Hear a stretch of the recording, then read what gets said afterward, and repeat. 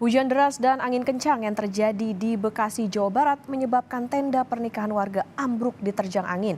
Angin kencang juga merusak sejumlah atap rumah warga.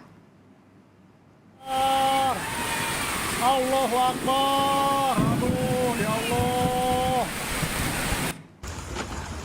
Inilah suasana setelah angin kencang menerjang tenda pernikahan di Cikarang Selatan, Kabupaten Bekasi. Kencangnya embusan angin membuat tenda warga yang sedang menggelar pesta pernikahan rusak parah. Hujan deras yang disertai angin kencang tiba-tiba menerjang tenda warga yang tengah menggelar pesta pernikahan. Akibatnya para tamu undangan panik dan berhamburan untuk menyelamatkan diri.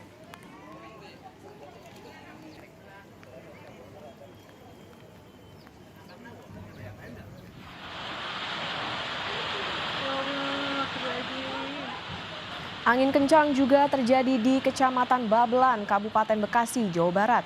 Dari rekaman video amatir yang diabadikan warga, kuatnya hembusan angin bahkan membuat belasan atap bangunan rumah berterbangan. Akibatnya asbes banyak terbang di RT 02 RW 03.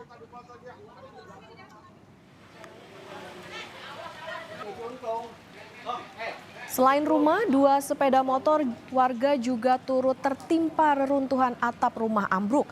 Peristiwa ini merusak sejumlah bangunan.